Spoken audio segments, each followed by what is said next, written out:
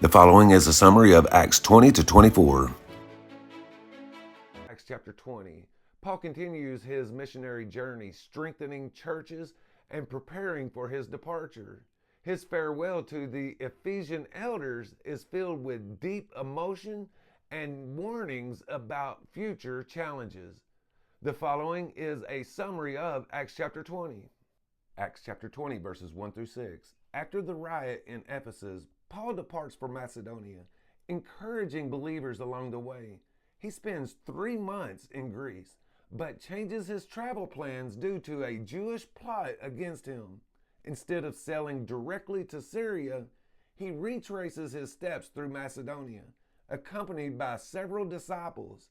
These men, including Timothy and Tychicus, represent various churches, showing the unity of believers across regions. Acts chapter 20, verses 7 through 12. In Troas, Paul preaches late into the night, emphasizing the urgency of his message. A young man named Eutychus, sitting in a third-story window, falls asleep and tumbles to the ground. He is presumed dead, but Paul embraces him and declares him alive. This miraculous event strengthens the faith of those present, demonstrating God's power and Paul's authority as an apostle. Acts chapter 20, verses 13 through 38. Paul bypasses Ephesus to reach Jerusalem in time for Pentecost, but summons the Ephesian elders to Miletus. He reminds them of his faithful ministry, warns of false teachers, and urges them to shepherd the church diligently. He emphasizes his selfless service, having worked without seeking financial gain. The elders weep as they bid him farewell, knowing they will not see him again. Acts chapter 21. Paul's journey to Jerusalem is marked by warnings of impending danger.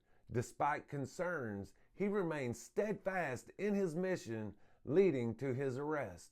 The following is a chapter summary of Acts chapter 21. Acts chapter 21, verses 1 through 16. Disciples in Tyre and Caesarea warned Paul of the suffering awaiting him in Jerusalem. The prophet Agabus dramatically illustrates his prophecy by binding himself with Paul's belt, signifying Paul's future imprisonment. Despite the pleas of his companions, Paul insists that he is ready to suffer and even die for Christ. Acts chapter 21, verses 17 through 26. Paul meets with James and the elders, who advise him to participate in purification rites to dispel rumors that he opposes Jewish customs. He complies, seeking to maintain peace among Jewish believers. His actions demonstrate his willingness to bridge cultural divides while remaining faithful to the gospel. Acts chapter 21, verses 27 through 40. Some Jews from Asia falsely accused Paul of bringing Gentiles into the temple, inciting a riot. Roman soldiers intervene, arresting Paul and carrying him away as the crowd grows violent. Before being taken into the barracks, Paul requests permission to address the people, showing his unwavering commitment to sharing his testimony.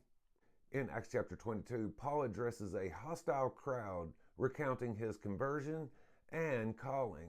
His testimony stirs mixed reactions, leading to further Roman intervention. The following is a summary of Acts chapter 22. Acts chapter 22, verses 1 through 21.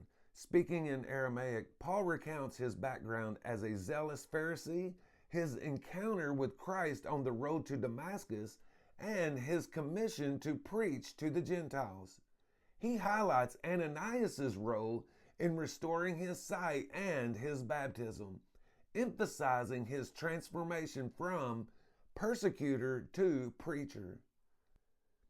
Acts chapter 22, verses 22 through 29. The mention of Gentiles enrages the crowd, prompting Roman officials to prepare Paul for flogging. However, Paul reveals his Roman citizenship, forcing them to halt the punishment. His legal status grants him protection, demonstrating God's providence in his mission. Acts chapter 22, verse 30. The commander, seeking clarity on the accusations against Paul, arranges for him to stand before the Jewish Sanhedrin. This sets the stage for further trials, as Paul's case becomes increasingly political. In Acts chapter 23, Paul faces the Jewish council navigating between political and religious tensions. A divine assurance strengthens him as a plot against his life unfolds. The following is a summary of Acts chapter 23. Acts chapter 23, verses 1 through 11. Paul boldly declares his clear conscience, provoking the high priest Ananias to order him struck. He strategically divides the council by highlighting his belief in the resurrection, causing a heated dispute between the Pharisees and the Sadducees. That night, the Lord appears to Paul, assuring him that he will testify in Rome. Acts chapter 23, verses 12 through 22. More than 40 Jews conspire to kill Paul, vowing not to eat until he is dead. Paul's nephew overhears the plot and informs Roman officials. This intervention ensures Paul's safety, showing God's protection over his servant. Acts chapter 23, verses 23 through 35. The commander orders a military escort to safely transfer Paul to Governor Felix in Caesarea, ensuring his protection from the conspirators. Paul's journey continues as his trial moves to a higher authority. In Acts chapter 24, Paul stands trial before Governor Felix, defending his faith against false accusations. Though Felix delays judgment, Paul remains steadfast as a witness. The following is a summary of Acts chapter 24. Acts chapter 24, verses 1 through 9. The high priest Ananias and lawyer Tertullus present their case, accusing Paul of inciting rebellion and desecrating the temple. Their arguments are politically charged, aiming to portray Paul as a threat to Roman stability. Acts chapter 24, verses 10 through 21. Paul refutes the charges, emphasizing his peaceful conduct and his belief in the resurrection. He challenges his accusers to provide concrete evidence, demonstrating his wisdom in legal matters. Acts chapter 24, verses 22 through 27. Felix, intrigued but hesitant, postpones a verdict. He frequently converses with Paul, but ultimately leaves him imprisoned for 2 years, hoping for a bribe. Despite the delay, Paul continues to share the gospel, using every opportunity to witness. Hey, thank you for listening. Consider liking and following. I upload a chapter summary of the New Testament each weekday,